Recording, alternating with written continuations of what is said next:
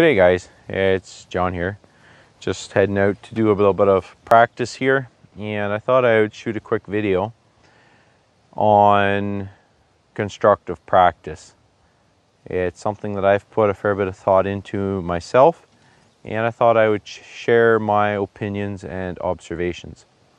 For the new shooter that's wanting to get into the CRPS or like the NRL 22 competitions.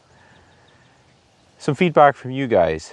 Would you like me to do more videos on relating to the beginner getting started and how to approach stages or gear or whatever? I'm not a gear guy. I believe in improving the shooter. Now, having said that, I will admit that I do have a ultimatum deuce on order. I don't know if I'll be in the first batch or the second batch, but I'm really hoping for the first, which should put us into mid-July getting that set up. And I would also do videos on setting up the deuce and doing my testing for ammunition, etc. for you new guys that want to see how I do it. Drop a comment, let me know what are topics you'd like to have covered, or perhaps there is already enough information out there and it's not really of interest. Just going to throw it out there. Give me some feedback so I know, kind of what I should do. I enjoy making these videos and I enjoy sharing what I have learned in my experiences. So we'll see. Anyhow, I personally have been shooting for 16 years now, but I've only competed for about a 3/4 year. It was late fall when I attended my first match, and so this is still new to me, the competition aspect. So I view myself as a beginner with some experience. I am definitely not a pro. So I'm just going to be sharing what I have learned coming from a beginner's perspective into this sport to help you guys who are uncertain know what to expect. Now, thinking on training and constructive practice, the first thing I would say is if you are new to this, if you are new to positional shooting, it is very different than what you have probably were taught by the older generation, or the previous generation, maybe I should say.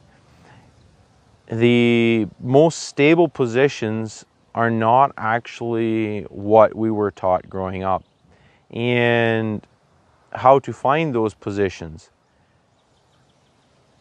It takes a lot of work. I did not take practice when I started out. I put a lot of time and effort into developing positions and learning how to shoot them.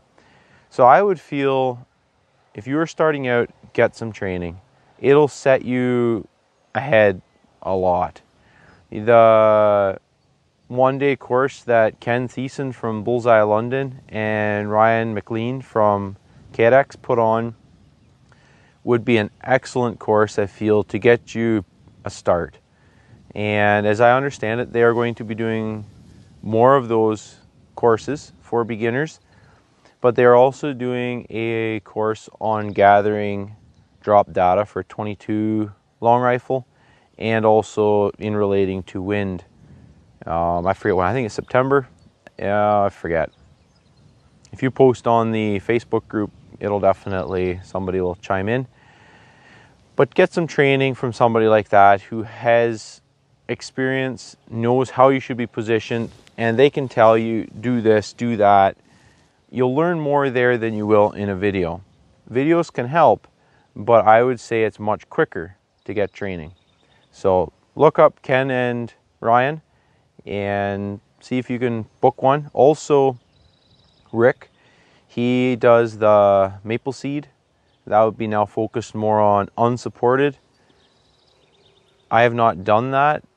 I have not done the training, so I can't speak how it is, but from what I have heard and feedback guys have given, is it's very beneficial as well. So look at some of those basic training options to get started. And then moving from there, thinking about the constructive practice. You must practice what you do at the match, or what you want to have happen at the match.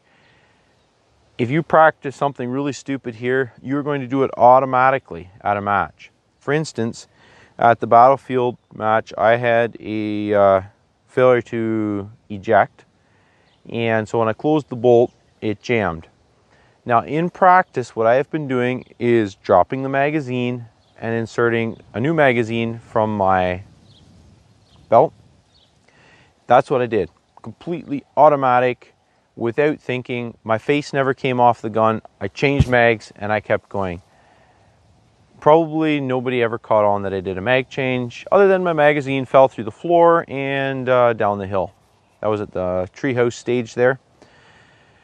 But that's when it really sunk in. I have to practice here exactly what I want to have happen in the match. On time, the clock is going, it happens. So practice what you want to have happen at the match. Practice with your chamber flag, because the first matches I went to, I had never practiced with a chamber flag. I didn't even own one.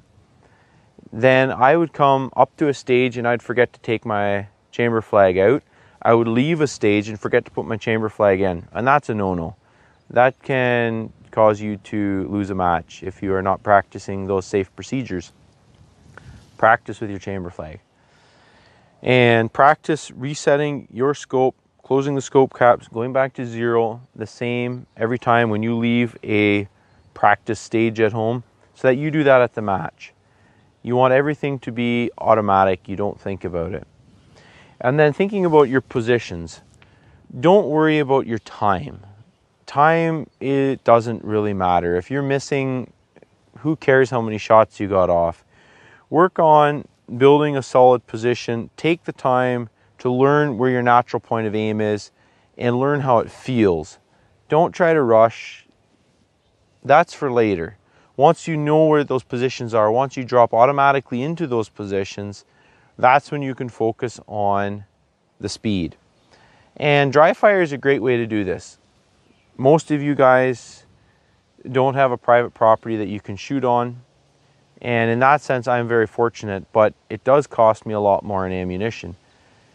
If you have a garage, if your wife lets you in the living room, dry fire practice. All those positions can be practiced.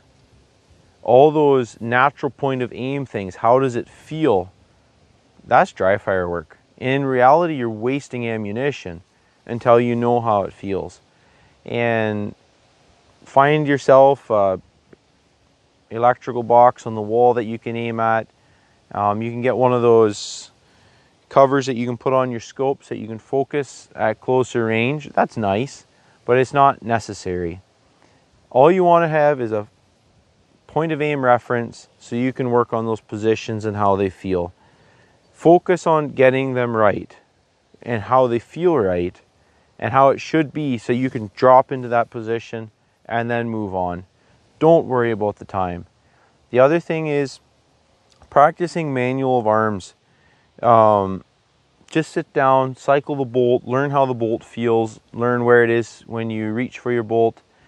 Don't practice working the bolt very aggressively. Work it smooth, easy. Don't rush, and you'll actually be quicker. Dry firing, you learn your trigger. That's very important. Spend time just learning how your gun feels and how it operates. From there, your constructive practice can go into other types of focus. Wind, your drop, different engagements, etc. But that's not where you should start as a beginner. You should just worry about the positions and how to build them. Anyhow, guys, thanks for watching. Stay safe and shoot straight.